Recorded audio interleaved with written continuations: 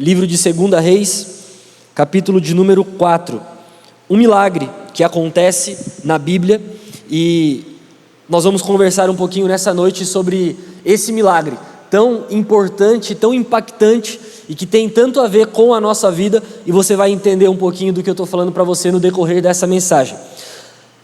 2 Reis capítulo 4, versículo 1, diz assim: certo dia, a mulher de um dos discípulos dos profetas foi falar a Eliseu: teu servo, meu marido, está morto, ou morreu, e tu sabes que ele temia o Senhor, mas agora veio um credor que está querendo levar os meus filhos como escravo.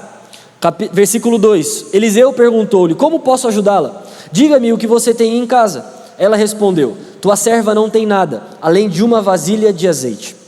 Então disse Eliseu: vá pedir emprestada vasilhas a todos os vizinhos, mas peça muitas. Depois entre em casa com seus filhos e feche a porta. Derrame o azeite em cada vasilha e vá separando o que for enchendo. Depois disso ela foi embora, fechou-se em casa com seus filhos e começou a encher as vasilhas que eles lhe traziam. Quando todas as vasilhas estavam cheias, ela disse a um dos filhos: traga-me mais uma. Mas ele respondeu: já acabaram. Então o azeite parou de correr. Ela foi e contou tudo ao homem de Deus, que lhe disse: vá, venda o azeite, pague as suas dívidas, e você e os seus filhos poderão viver do que lhes sobrar. Se você puder fechar os seus olhos, vamos orar. Deus, obrigado, Pai, pela tua mensagem, obrigado pela tua palavra. Somos gratos, Deus, pelas escrituras que trazem vida a nós, que são o poder que temos para viver nessa terra. Te pedimos, Deus, para que nessa noite o Senhor fale aos nossos corações e que nós possamos ser abastecidos de tudo aquilo que o Senhor tem para falar conosco nessa noite. Nós te pedimos, Deus, para que a tua palavra se torne luz para o nosso caminho. É a nossa oração em nome de Jesus. Amém e amém. Amém? O texto que nós acabamos de ler é um milagre poderoso que acontece, e milagres acontecem na vida de muitos de nós, ou na vida de todos nós. E o tema da minha mensagem com você nessa noite é: do nada ao milagre. Do nada ao milagre.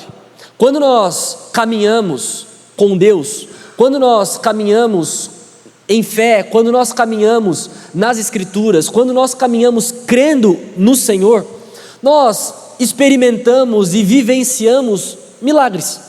Provavelmente todo mundo aqui tem um milagre para dizer: olha, já aconteceu isso na minha vida, já aconteceu isso com alguém que eu conheço, ou já aconteceu isso na minha casa, já aconteceu isso na minha família.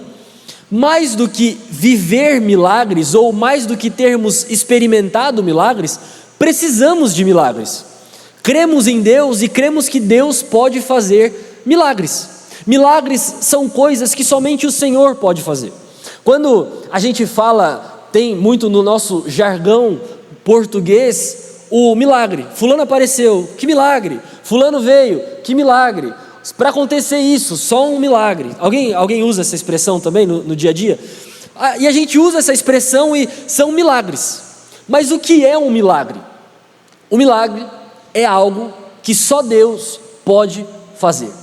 Então, olhando para mim e para a sua vida hoje, existem algumas coisas que vão ser um milagre se acontecerem? Na minha, várias. O que é um milagre então? Milagre é algo que o meu intelecto não é capaz de realizar. Milagre é algo que os meus recursos não são capazes de realizar. Milagre é algo que a minha realidade não é capaz de realizar, pelo menos no momento. Então, se acontecer aqui e agora, foi um milagre. Quem nunca experimentou, por exemplo, uma intervenção divina na sua saúde? Muitas vezes experimentamos intervenções divinas na saúde nossa, ou dos nossos, ou de algum ente querido, que são milagres. Às vezes os remédios já não são mais o suficiente, a medicina já não é mais suficiente, o tratamento não é mais suficiente, e aí nós dependemos de um milagre. Existem pessoas no mundo, por exemplo, que têm todos os recursos, que têm todas as viabilidades de fazer as coisas acontecerem através das suas forças, e não é possível. Só é possível através de um milagre, uma intervenção divina. E essa mulher que nós acabamos de ler, ela experimenta uma intervenção divina, um milagre. E existem vários tipos de milagres que acontecem na nossa vida.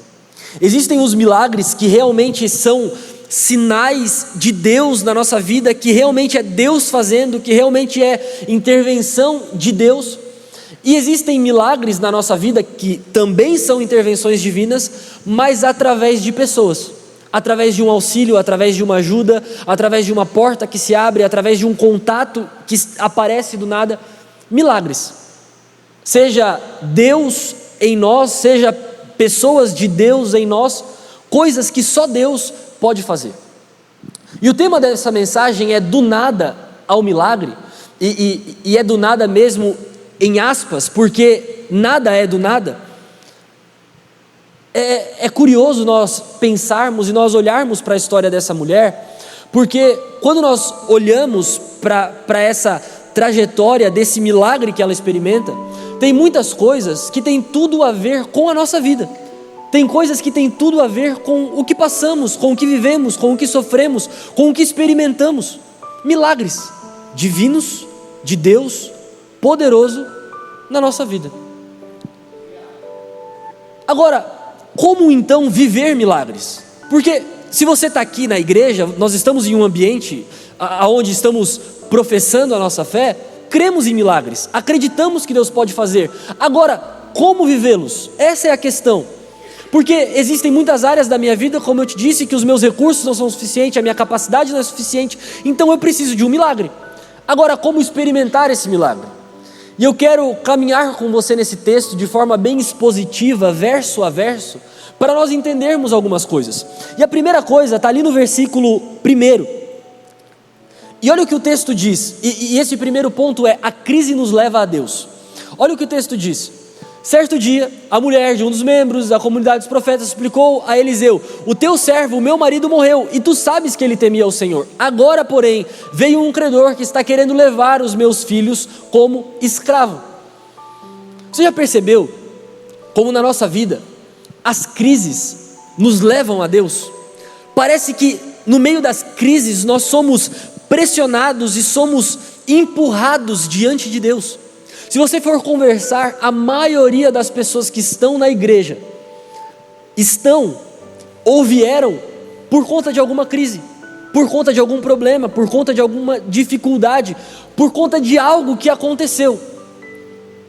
Porque nesses momentos de crise, parece que nós somos empurrados ou pressionados para a presença de Deus. Agora, crises, dificuldades, problemas, todos nós enfrentamos e todos nós passamos. Mas nesses momentos, o que de fato importa é a quem recorremos. A quem nós recorremos quando estamos com crises, quando estamos com dificuldades, quando estamos com problemas. Todos nós recorremos a algo ou alguém. E esse texto nos mostra uma mulher com uma crise gigantesca. Imagina só o cenário da vida dessa mulher. Era uma mulher casada, com seus filhos, aparentemente a vida perfeita, uma família estruturada, o marido dela, provavelmente alguém muito importante, muito proeminente, porque ela chega para falar com os profetas de portas abertas, e naquele tempo não existia isso, muito menos uma mulher chegando diante dos profetas no templo. Então provavelmente o marido dela era alguém muito influente, mas na sua influência não conseguia dar conta das coisas da própria casa. Na sua correria ou na sua vida não conseguia cuidar das coisas da sua própria casa, a ponto de morrer e deixar a sua mulher com dívidas, e deixar a sua mulher com vários e vários problemas. Hoje em dia, graças a Deus, as mulheres trabalham, têm as suas fontes de renda, têm as suas fontes de lucro, têm o trabalho dos seus braços. Se nós falarmos há 100 anos atrás, já é uma realidade completamente diferente. Se nós falarmos há milhares de anos atrás, então nem se fale. Então essa mulher agora, ela se vê com dívidas, sem o seu marido que era o provedor integral da casa, e com a única coisa que sobrou para ela, os seus filhos sendo levados como escravos. O cenário concreto de completo caos. Eu tinha o meu marido que era o meu provedor, ele não provê mais. Além de não prover, tenho dívidas, e o que tenho, que são os meus filhos, que provavelmente já tinham uma idade um pouco mais avançada, porque são eles que saem junto com ela para pegar as vasilhas, é eles que alcançam as vasilhas. O que eu tenho que são os meus filhos, que de alguma forma podem me ajudar, agora serão levados como escravo. A crise, na grande maioria das vezes, ela nos leva para Deus, ela nos coloca diante de Deus. E posso te falar uma coisa? Na grande maioria das vezes, realmente, é só Deus. Na grande maioria das vezes não tem para onde irmos, não tem para onde fugirmos. Diante das crises, existem pessoas que têm vários recursos: amigos, o banco, familiares, pessoas, contatos, coisas. E tem momentos na vida, meu amigo, que tudo isso não é suficiente, que tudo isso não traz a paz. Porque quando se fala em crise, logo se pensa: faltou dinheiro, acabou o dinheiro, tendo que vender o carro, vai ter que vender a casa. Mas e as crises que o dinheiro não resolve? E aí existe aquela máxima do mundo que você pode ter todo o dinheiro, e se você não tiver paz? Não ter paz, eu não sei para você, mas para mim me deixa em crise. Porque ter todo o dinheiro do mundo e não ter paz, não faz sentido nenhum ter todo o dinheiro do mundo. E o que Cristo tem para nós é uma vida abundante, é uma vida plena. Então precisamos também de paz, ou seja, qualquer coisa que nos desestabiliza ou que nos desequilibra, nos coloca em crise. E crises essas que muitas vezes é só Deus que pode resolver. Então, o primeiro ponto dessa mensagem que eu quero deixar para você é: o seu milagre está em Deus, e as crises da sua vida precisam te levar para Deus. Se as dificuldades do nosso dia a dia, se as dificuldades da nossa vida não nos levam para Deus, a gente precisa recalcular algumas coisas. Se as dificuldades do nosso dia a dia, quando dá um problema, você pensa: eu vou ligar para fulano, eu vou falar com ciclano, eu vou ir lá, eu vou fazer isso. Se esses são os pensamentos que vêm na sua cabeça, e não, o primeiro pensamento não é: cara, eu preciso orar. Se está dando errado, será que Deus não quer falar alguma coisa? Se está dando errado, será que Deus não quer mostrar alguma coisa? Porque assim, recursos eu não tenho, mas eu consigo. Técnica agora talvez me falte, mas eu dou um jeito. Mas por que as coisas estão dando errado? Será que não é Deus querendo me mostrar alguma coisa? Nós precisamos pensar nisso. E aí eu entro com você no segundo ponto dessa mensagem, que aqui pega muita gente. Pedir ajuda é bíblico, gente. E aqui eu digo principalmente para os homens. Nós homens, principalmente, temos muita dificuldade de pedir ajuda. Você sabe por quê? E aqui eu posso ser muito transparente com você, eu posso ser muito sincero com você, porque eu estou pastor de jovens, pastorei os jovens da igreja. 99% dos problemas que chegam para mim, fora para os outros pastores, amigos, colegas, para mim, 99% dos problemas, se chegassem um mês antes, eram completamente solucionáveis. Mas quando que o problema chega? Quando já deu tudo errado, porque a gente não sabe pedir ajuda. Ou alguém aqui vai no médico assim: vou no médico, mas o que tu tem? Não, estou tão bem que eu vou no médico. Alguém faz isso? Muito difícil. Fora ali os check-ups, as coisas, quando que a gente vai no médico? Alguns quando está quase morrendo, outros quando está com alguma dor, está sentindo alguma coisa, e aí a gente vai procurar ajuda. E na grande maioria das vezes é tarde demais. Por exemplo, uma doença que é uma desgraça na vida de muitas pessoas, o câncer. Qual é o ponto ou o fator principal para a cura do câncer? O diagnóstico precoce. O quanto mais rápido você for diagnosticado, quanto mais rápido iniciar o tratamento, mais rápido vai ser o tratamento e maior chance de cura. E porque muitas vezes na nossa vida existem coisas que se tornam incuráveis, de fato incuráveis, porque a gente demora demais para pedir ajuda, porque a gente demora demais para pedir socorro. Alguns meses atrás eu aconselhei um casal que chegou para conversar comigo e falaram: olha, nós estamos nos separando. Mas por que estão se separando? Não, porque aconteceu isso, aconteceu aquilo outro. No mesmo minuto eu liguei para o bispo Eli e falei: bispo, estão se separando, o que aconteceu? Eu não sei o que. O bispo, na sabedoria dele de anos de ministério: por que não procuraram antes? Por que não falaram antes? Por que não ligaram antes? E aí eu tentei, o bispo tentou, a gente conversou e tudo. Qual foi o resultado? A separação, o divórcio. Eu queria muito, era o meu sonho que pudessem ter se reatado e estarem bem, mas demorou demais.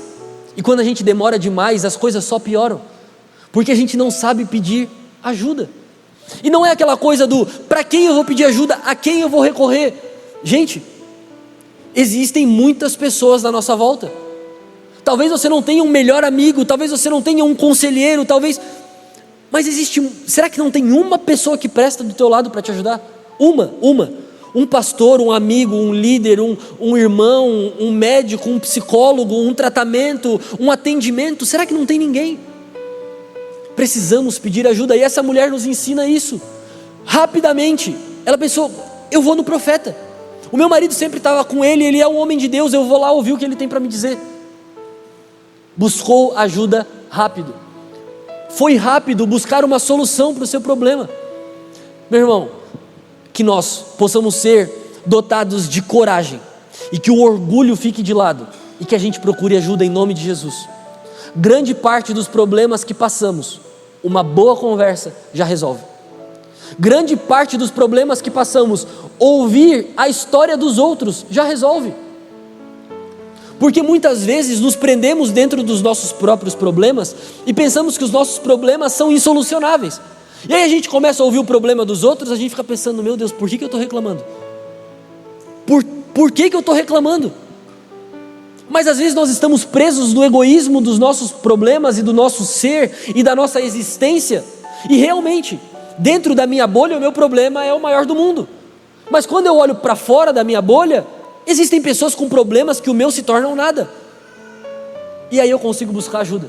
E aí eu consigo buscar socorro. E aí eu consigo buscar algo para me apegar. E aí eu entro com você no terceiro ponto dessa mensagem, que tem tudo a ver com isso. Deus começa com o que você tem. E para mim, meu irmão, esse aqui talvez seja o ponto mais importante dessa mensagem. Olha o que o texto vai dizer. Eliseu perguntou-lhe, como que eu posso te ajudar? Diga-me, o que você tem em casa? E ela respondeu, a tua serva não tem nada, além de um pequeno jarro de azeite. Por isso que o tema dessa mensagem é, do nada ao milagre. Quando alguém responde, o que você tem aí? Eu não tenho nada. No português, claro, nada é nada, né? Então, se tem alguma coisa, já não é nada, já é alguma coisa. Mas você já parou para pensar que a grande maioria de nós responderia exatamente igual essa mulher? O que você tem aí? Eu não tenho nada. Por quê? Porque se eu não tenho o que resolve o meu problema integralmente, logo eu não tenho nada. Consegue entender? Se eu não tenho a mínima chance, ou se eu não tenho a mínima possibilidade de resolver o meu problema totalmente, eu não tenho nada. Aqui entra um olhar de escassez, aqui entra um pensamento miserável, aqui entra 1 milhão de coisas que todos nós passamos na nossa vida, que geralmente responderíamos igual a ela, não temos nada. Você sabia que o nada com Deus pode se tornar tudo? Isso você já sabe, você já é um crente há muito tempo. Agora, se o nada com Deus pode se tornar tudo, ou do nada Deus pode fazer todas as coisas, por que nós temos tanta dificuldade de valorizar o pouco que temos? Porque realmente, muitas vezes olhando para o que precisa ser feito e para o que eu tenho para fazer, é nada. Só que um jarro de azeite já é alguma coisa. E aqui entra algo muito importante. Muitas vezes a gente valoriza mais o problema do que a solução do problema.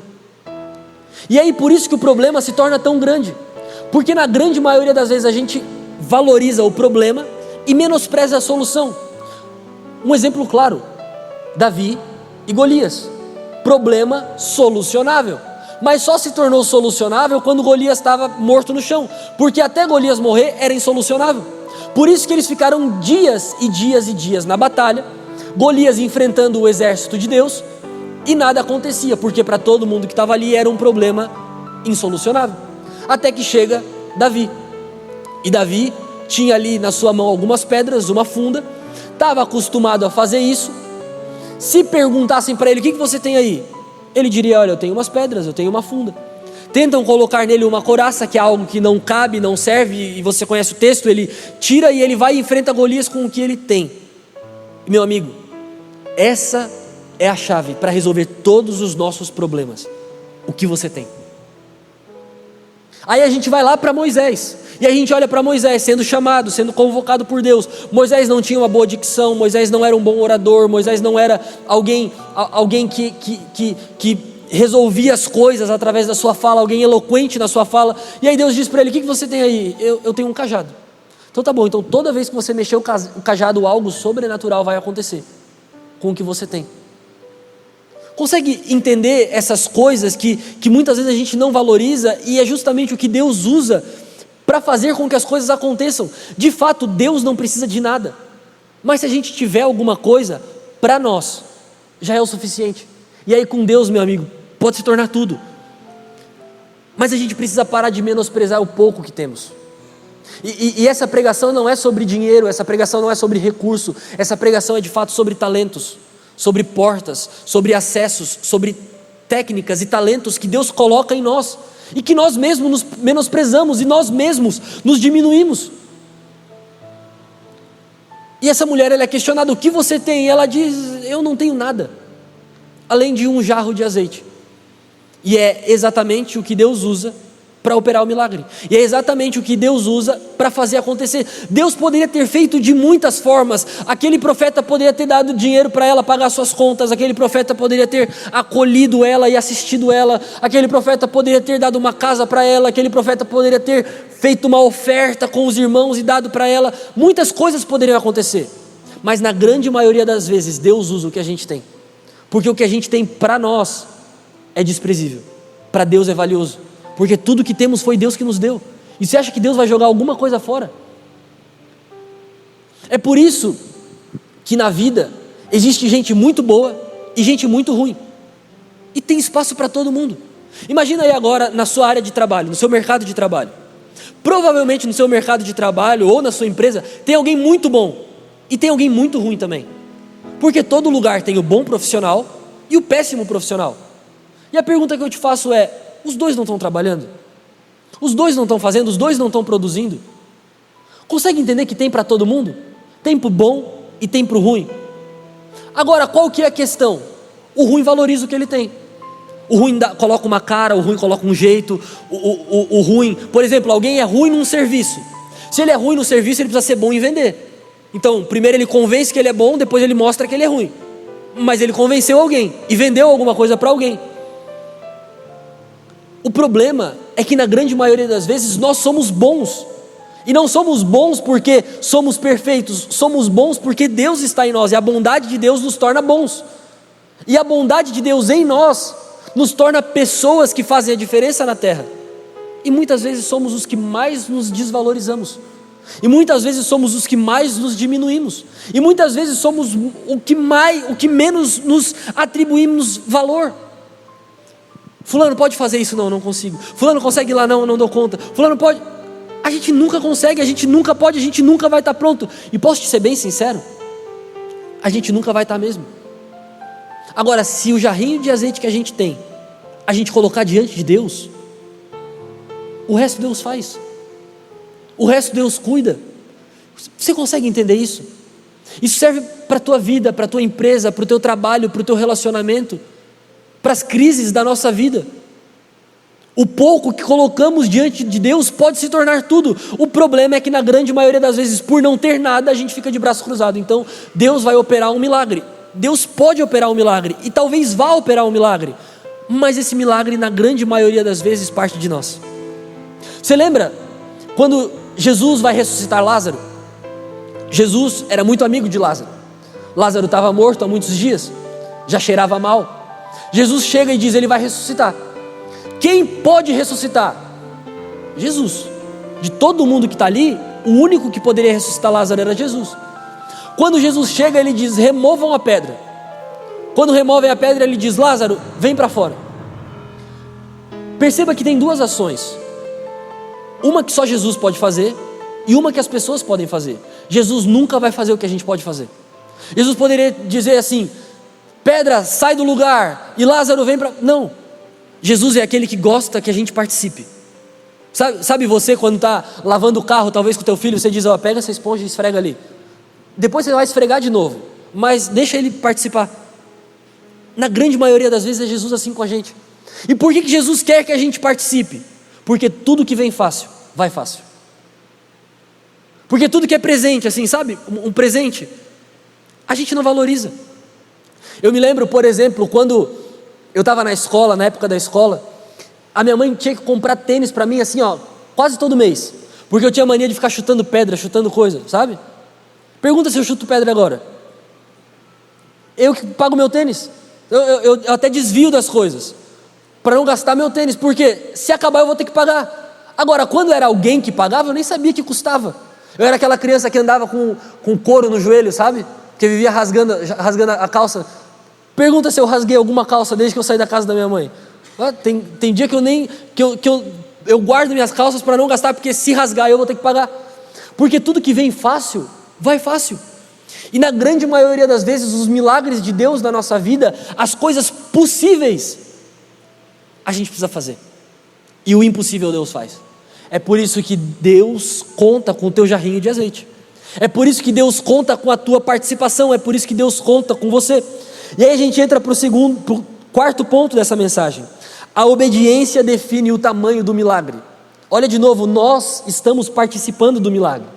Então Eliseu disse: vá pedir emprestada vasilhas vazias a todos os vizinhos, mas peça muitas. Imagina que Eliseu podia ter dito assim: em nome do Deus Todo-Poderoso, 1.500 vasilhas aqui agora. Deus pode aparecer 1.500 vasilhas aqui agora? Pode. Mas você não pode sair para buscar as 1.500 vasilhas também? Pode. Tem 2 marmanjos em casa, quem morreu foi teu marido, tu está viva. Então faz alguma coisa para participar do milagre. Consegue entender isso? Deus conta com a gente. Deus não precisa da gente, mas Deus conta com a gente. E Eliseu disse para essa mulher: agora vai, pede vasilhas vazias e pede muitas. Essa ênfase que ele dá é sobrenatural. Peça muitas vasilhas. E aqui há algo muito importante, e por isso que o tema desse ponto é: o milagre, ele define o tamanho, ou melhor, a obediência define o tamanho do milagre.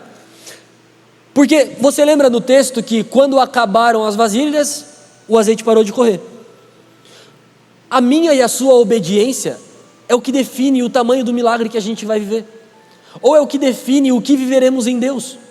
Porque muitas vezes começamos na obediência. Quando Deus começa a fazer, a gente pensa: está muito bom, está muito legal, e aí nós nos afastamos, ou nós saímos da presença de Deus. E aí a gente pensa: meu Deus, Deus virou as costas para mim, Deus me abandonou. Na grande maioria das vezes fomos nós que abandonamos Deus.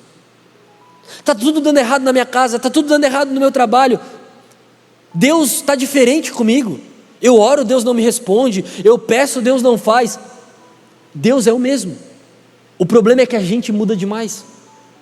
Uma hora a gente ora por uma coisa, outra hora a gente quer outra coisa, outra hora a gente está amaldiçoando o que a gente acabou de pedir. A obediência define o tamanho do nosso milagre. Quantas vasilhas houvessem ali, haveria azeite para todas essas vasilhas. Você consegue entender, olhando aqui agora para a ótica econômica? Essa mulher teve a chance de ser uma das pessoas mais ricas da comunidade dela. Se enquanto houvessem vasilhas, haveria azeite, logo, muito azeite para vender muito dinheiro. Agora, o azeite para de correr no mesmo momento que acabam as vasilhas. Primeiro, Deus não desperdiça nada. Deus não joga nada fora. E Deus faz tudo de acordo com a nossa capacidade. E isso é algo sobrenatural. Porque muitas vezes nós nos desapontamos com Deus. Você já parou para perceber que às vezes você se desaponta com Deus? Deus, eu estou chateado com o Senhor, porque o Senhor não me deu aquilo, porque o Senhor não fez isso, porque o Senhor não me levou naquele lugar, porque o Senhor não abriu essa porta. Deus só faz de acordo com a nossa capacidade. Deus só fez de acordo com as vasilhas que aquela mulher tinha vazia. Deus só faz de acordo com a capacidade que nós temos. E aí eu te faço uma pergunta: qual tem sido a nossa capacidade para que Deus faça? E a capacidade que eu falo para você aqui é de espaço mesmo, é de tempo mesmo, é de abrir as portas da nossa vida para que Deus entre. E uma vez que Deus entra, Deus vai fazer. Agora Deus precisa entrar, e Deus só entra em porta que nós abrimos. E a gente diz: meu Deus, lá no meu trabalho as coisas estão tudo errado. Será que Deus está tendo jurisdição lá, ou é você que manda ainda? Lá na minha casa parece que Deus não está fazendo as coisas, mas será que Deus pode fazer? Ou será que ainda você está resolvendo? Deus quer ocupar todos os espaços, meu irmão. Deus quer controlar ou melhor, Deus quer ter o controle de todas as coisas. Agora, nós precisamos entregar o controle na mão de Deus. Conseguimos controlar? É óbvio que conseguimos. Deus, no seu poder sobrenatural, poderia tomar o controle? Poderia, mas não vai. Justamente porque Ele quer que a gente participe. E uma das formas de participar é: Deus, faça. Deus, a porta está aberta. Ele mesmo diz: eu estou à porta e bato. Quem abrir, eu entrarei. Quem ceder, eu quero, mas você precisa querer mais do que eu. Por isso que a obediência é algo importantíssimo quando a gente fala em milagre. Essa mulher só experimentou o que experimentou, primeiro porque obedeceu. Depois de obedecer, ela fez exatamente como o profeta tinha ordenado. Ela pega as vasilhas e pega o máximo que ela consegue. E o máximo que ela consegue é o máximo que Deus faz. E aí eu entro com você no próximo ponto dessa mensagem, que é a continuação desse texto. E algo muito importante, olha só como os milagres de Deus na grande maioria das vezes acontecem em lugares inesperados. Depois, entre em casa com seus filhos e feche a porta, derrame daquele azeite em cada vasilha e separe as que você for enchendo. Aqui existe algo muito curioso. Deus manda essa mulher ir para dentro de casa e fechar a porta, e uma vez que ela fecha a porta, o milagre começa a acontecer. E aqui a gente precisa falar sobre uma coisa muito importante. Hoje, nós vivemos a era onde as pessoas assistem a nossa vida. E nós assistimos a vida das pessoas. Entenda uma coisa muito importante. Quando nós assistimos a vida das pessoas, principalmente nas redes sociais, nós não assistimos ou não vemos o que é a vida das pessoas. Nós vemos o que a pessoa mostra sobre a vida dela. A vida dela é muito além daquilo, é muito mais do que aquilo, mas nós vemos o que ela mostra. Quando nós nos baseamos por aquilo que as pessoas mostram, logo, a gente pensa: meu Deus, que legal, que lindo, que maravilhoso. Por exemplo, final do ano agora, nós tivemos filho, o Theo nasceu, ele fez 4 meses agora. O que a gente mostra? O Theo bonito, o Theo legal, o Theo sorrindo, o Theo brincando. Mas o Theo é muito mais do que isso, e quem já teve filho ou tem filho sabe do que eu estou falando, principalmente nos primeiros meses. Acorda de madrugada, hoje de manhã eu fui responder o Fernando aqui da igreja, de manhã, 8 horas da manhã, boa noite Fernando, tudo bem? Fechou? Pode deixar comigo. Aí ele: cara, tu não tá legal, tu me disse boa noite 8 horas da manhã. Aí eu fui ouvir o áudio, não é possível que eu falei boa noite para ele. Aí eu: boa noite Fernando, tudo bem? Fiquei pensando, caraca, sabe assim, a vida, as coisas acontecendo. Agora, essa é uma parte da vida que muitas vezes a gente mostra, que muitas vezes a gente não mostra. E esse texto, o profeta diz para ela: vai para tua casa, fecha a porta, que as coisas vão acontecer. E aí tem um texto muito parecido com esse, que é Mateus capítulo 6, versículo 6, que diz: você quando orar, vá para o seu quarto, fecha a sua porta e ore para Deus em secreto, e o Deus que te ouve em secreto te recompensará. A grande maioria das coisas que Deus quer e vai fazer na nossa vida vão acontecer sem ninguém estar vendo. O problema é que muitas vezes a gente quer que as pessoas assistam. O problema é que muitas vezes a gente, entenda, tudo que começa no particular reflete no público, mas nem tudo que acontece no público reflete no particular. Tem muita gente, por exemplo, que vem à igreja, levanta as mãos, ora, chora, se arrepia, público. Mas será que particularmente mudou alguma coisa? Será que interiormente mudou alguma coisa? Ou será que foi só mais um culto, foi só mais uma reunião? Porque realmente é emocionante. Mas às vezes eu também me arrepio com o carro que passa tocando uma música romântica e mexe com a minha alma. E é o mesmo arrepio que eu sinto quando eu ouço um louvor. Porque o que define não é o arrepio, o que define é o que faz aqui dentro. Tem gente, por exemplo, que chora vendo comerciais aí na televisão, né? Aquelas famílias bonitas abrindo a Coca-Cola e festejando, e aí, meu, que lindo a família, e chora vendo aquilo ali, chora vendo um filme, se emociona. É o mesmo choro que muitas vezes chora dentro da igreja. Agora, o efeito é o mesmo, mas a causa é diferente. O que está causando isso é de dentro para fora, ou será que está sendo de fora para dentro? Tudo que Deus quer fazer na nossa vida, meu irmão, Deus fará de dentro para fora. Por isso que nós somos formados de espírito, alma e corpo. O corpo reflete uma alma equilibrada e um espírito que está conectado em Deus. Se nós não estivermos conectados em Deus com o nosso espírito, o nosso corpo vai demonstrar algo diferente disso. O problema é que muitas das vezes estamos vivendo exteriormente. Então vivemos felizes, vivemos bem, sorrimos, as pessoas perguntam, está tudo bem? A gente diz, está tudo bem. Quando na verdade interiormente não está tudo bem, não estamos felizes e não estamos sorrindo. E aí a gente volta no segundo ponto, que é a importância de pedir ajuda. Porque quando eu peço ajuda, eu demonstro o meu interior para o meu exterior. Eu digo, cara, eu não estou bem. Eu não estou sorrindo. Olha a minha cara, eu não estou sorrindo. Eu não estou feliz, eu não estou bem. E esse texto diz para ela ir para dentro de casa e fechar a porta. Porque muitas vezes o que Deus vai fazer na nossa vida, tem muita gente para assistir, tem muita gente para ver. E qual que é o problema do que todo mundo assiste? O pitaco. Deus faz o milagre, o diabo entra com o pitaco. Sabe aquela pessoa que fica dando pitaco em tudo, fica falando tudo? E vamos aqui, a Bíblia não diz isso, mas a gente pode pensar sobre isso. Ela saiu pedindo vasilha para todos os vizinhos. Aí fica pensando, cara, o que essa mulher vai fazer? Pediu, os meninos passaram aqui, ela pegou um monte de vasilha, o que vai acontecer? E as pessoas ficam dando pitaco, sabe? Ficam falando, faz isso, faz aquilo outro. A gente está vivendo agora, por exemplo, teve agora os amistosos para a Copa do Mundo, né? E a seleção está jogando, o Neymar não foi.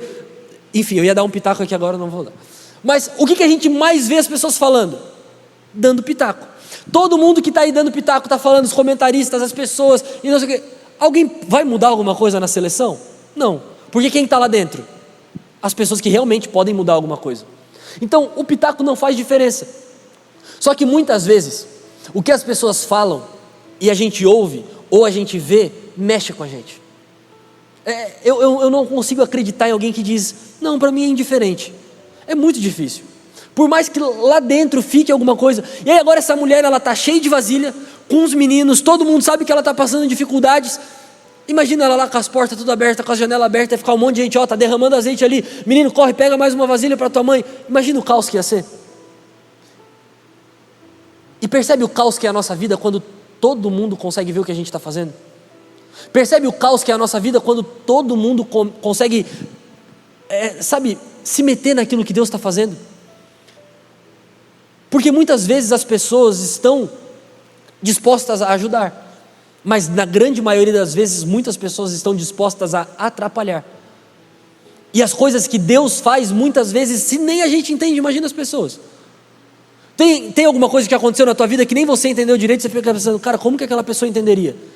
E aí imagina um monte de gente vendo isso, um monte de gente vendo ali as vasilhas se enchendo, às vezes algumas derramavam, outras viravam, estava acabando, e um monte de gente vendo aquilo, o milagre não acontece.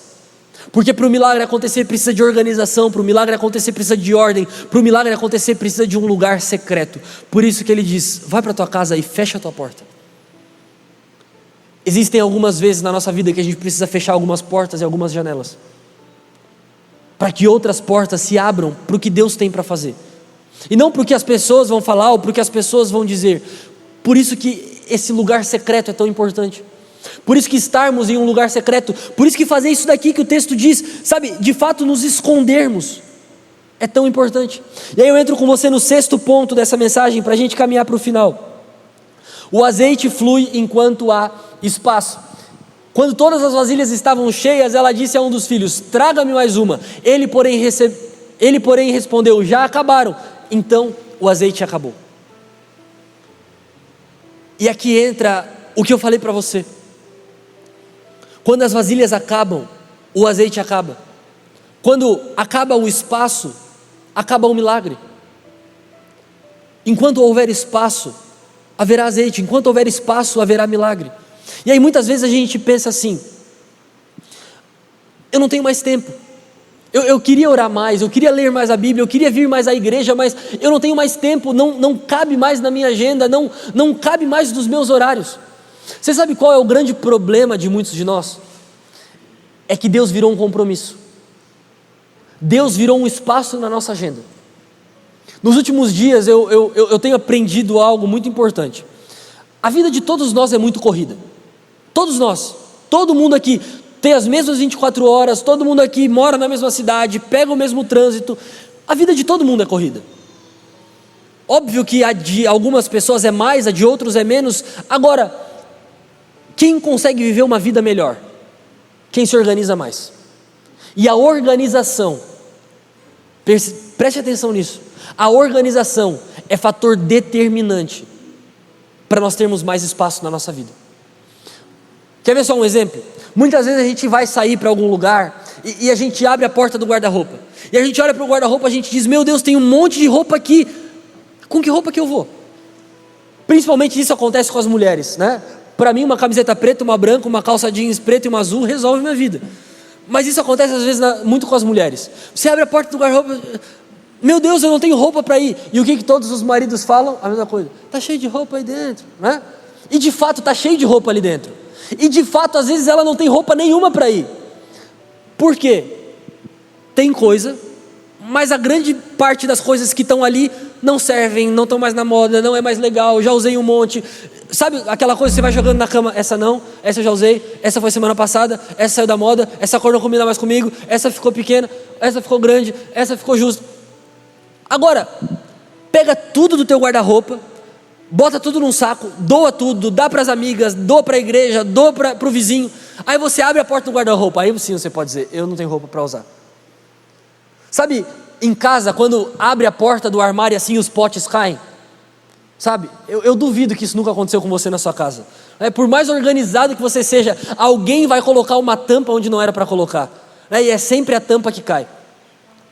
E tá cheio de coisa ali, tá cheio de pote, tá cheio de tampa, tem tudo ali. Mas geralmente é os potes que a gente não usa, é o pote que a gente pegou emprestado, é o pote da vizinha, é o pote que não serve, é o pote que não tem tampa, é o pote que não pode ir na geladeira. Mas tá cheio de pote ali. Quantas coisas na minha e na sua vida estão ocupando espaço inútil, que não faz mais sentido estarem ali. E a gente precisa abrir espaço. E uma vez que a gente abre espaço, coisas novas vêm. Então você doa 10 camisetas, você consegue comprar uma. Você doa um monte de potes, você consegue comprar alguns potes. Você começa a liberar espaço. E por que eu estou falando isso para você? Porque tem muita coisa inútil na nossa vida. E nós não estamos abrindo o espaço para a coisa mais importante, que é Deus. Você sabe por que muitas vezes a gente não tem tempo para Deus? Porque Deus se torna um espaço na nossa agenda. E se Deus não for o primeiro, Deus não vai estar em nenhum outro lugar. É por isso que às vezes a gente acorda e não consegue orar. Daí você diz, não, depois eu vou orar, depois eu leio a Bíblia, depois eu faço meu devocional. Quando chega a noite a gente está cansado, e aí não faz mesmo. Ou às vezes é aquela oração assim, você começa a orar, Deus abençoe meu trabalho amanhã, em nome de Jesus, que eu tenho que fazer aquela ligação. Daí você já começa a pensar, o que você vai falar na ligação, né? Aquele e-mail que eu tenho que enviar, você já começa a redigir o e-mail na cabeça. Ai meu Deus, eu estava orando. Não, Senhor, em nome de Jesus, amanhã vai ser um... Isso já aconteceu na vida de alguém também? Porque a gente começa a fazer as coisas na correria e na loucura. E o que a gente entrega para Deus? O tempo que sobrou. Se der eu vou. Cara, quando alguém diz isso, vamos fazer alguma coisa lá na igreja, vamos lá na igreja, consegue ir, cara, se der eu vou. Quase que eu digo assim, cara, então nem vai. Então, porque se der, você nem queria estar lá mesmo. Então, se der assim, fica em casa. Se der também, que Jesus te mate e te leve. É porque, se der, cara, é para Deus. Se der, para Deus. Sabe, é Jesus olhar para a gente e falar, cara, se der eu te levo. Se der eu te salvo. Se tipo assim, na hora ali faltar alguém, eu te puxo também. Entende, gente, eu não estou falando aqui sobre religião, sobre placa, sobre templo. Eu estou falando sobre Deus. É tempo para Deus. Orar, ler a Bíblia, jejuar, isso não é o pastor que fala, isso são coisas que nos levam para perto de Deus. E às vezes a gente ainda está no se der. E aí eu entro com você no 7º ponto dessa mensagem, e aqui eu prometo para você que eu vou terminar. Não se afaste de Deus depois do milagre. E isso tem tudo a ver com muitos de nós. Olha só esse texto. Ela foi e contou tudo ao homem de Deus, que ele disse, vá, venda o azeite e pague as suas dívidas. Na grande maioria das vezes, quando a gente recebe o que a gente quer, a gente nem volta para agradecer. Você lembra da história dos leprosos? Os 10 foram curados, um voltou para agradecer. Porque, meu Deus, eu fui curado, eu vou viver minha vida, eu tinha um monte de plano antes de ser curado, eu tinha um monte de sonho antes de ser curado, eu tinha um monte de coisa que eu queria fazer antes de ser curado, e agora eu posso fazer. E eu nem lembro de voltar para agradecer. É aquela pessoa que quer comprar um carro, o sonho dela é ter um carro, eu quero um carro, eu quero um carro, eu quero um carro, eu quero um carro. Quando ela compra o carro, ela tem tanta coisa para fazer com o carro que ela nem consegue ir na igreja agradecer, ela nem consegue ir lá na pessoa que emprestou dinheiro para ela nem consegue ir lá em quem abençoou ela, porque ela tinha tanta coisa, e aí ela não consegue voltar para agradecer, e aí ela não consegue voltar para Deus, e aí ela não consegue voltar para quem fez tudo. Por isso que é tão importante nós nos lembrarmos disso, não nos afastarmos de Deus depois das coisas acontecerem. As coisas vão acontecer, e de fato vão, mas a gente não pode se afastar de Deus, gente. Quantas coisas já aconteceram que nos tiraram da presença de Deus? Quantas coisas já nos aconteceram que nos afastaram de Deus? Será que vai ser só mais uma coisa que vai nos roubar de Deus? Será que vai ser só mais um relacionamento que vai nos tirar de Deus? Será que vai ser só mais uma amizade? Será que vai ser só mais um bem? Será que vai ser só mais um momento? Será que vai ser só mais um milagre que só Deus pode fazer? E essa coisa que só Deus pode fazer nos tira de Deus. E o último ponto dessa mensagem, coloca aí pra gente. Não é nenhum ponto, é uma frase. A provisão de Deus alcança o presente e sustenta o futuro. Depois do milagre ter acontecido, o profeta diz para ela: agora vai, vende o dinheiro que sobrar, cuida dos teus filhos. A provisão de Deus é aquela que nos supre agora para aquilo que precisamos e nos abençoa para o futuro que Deus tem para nós. Quando é Deus provendo, meu amigo, dá para hoje, dá para amanhã e vai dar para sempre. Quando é Deus fazendo, supre a necessidade momentânea, mas supre amanhã e supre todos os dias. É Deus derramando o maná sobre o povo. Gente, não guarda, que amanhã tem de novo. Gente, não se preocupem com o amanhã, basta amanhã o seu próprio mal. Busca o dia de hoje, faz hoje, trabalha hoje, busca o milagre hoje. O sustento é hoje. O que Deus faz hoje abençoa amanhã, supre amanhã, superabunda amanhã.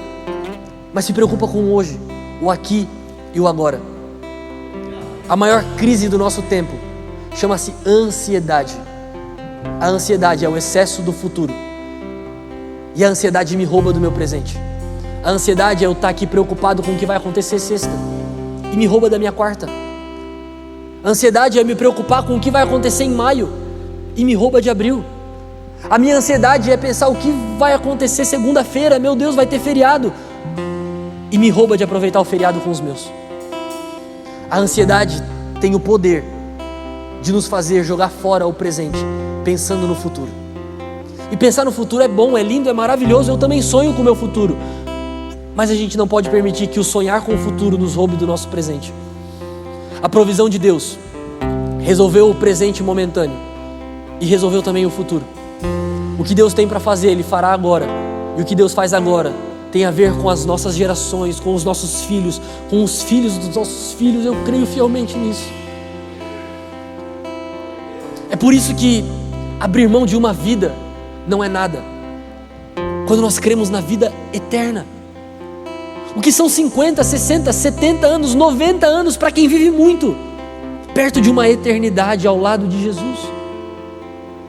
Muitas vezes nós mesmos limitamos o nosso tempo, e a gente pensa: eu preciso resolver agora, eu preciso fazer agora, eu preciso fazer amanhã. E o que é tudo isso? Senão o tempo correndo. Como eu falei para você, nós tivemos bebê agora, o Theo está com 4 meses. E algumas semanas atrás nasceu a filha da Isa e do Bruno aqui da igreja. E aí eles postaram uma foto dela recém-nascida. Eu pensei: cara, o Theo não é mais recém-nascido, faz só 4 meses. E talvez você já tenha filho de 10, 15, 20, 30, talvez já seja até vô. E olha como o tempo passa. Você consegue entender que hoje eu mandei um áudio para uma pessoa falando sobre algo do segundo semestre, e ontem a gente estava aqui estourando confete porque era janeiro. O tempo passa rápido demais, e muitas vezes nós não damos a atenção necessária, e muitas vezes nós não percebemos as coisas acontecendo, porque estamos presos dentro de nós mesmos. Lembre-se, no meio da crise, o nosso recurso é o Senhor. No meio do desespero, a porta que temos é Deus. No meio do desespero, no meio da angústia, no meio da loucura, lembre-se de procurar ajuda. Lembre-se que o que você tem é mais do que necessário para Deus fazer. E lembre-se que Deus fará. E o mesmo Deus que fez é o mesmo Deus que pede com que a gente permaneça. E uma vez que a gente permaneça, o Deus que permanece, o Deus que fez hoje, fará amanhã e fará quantas vezes for necessário.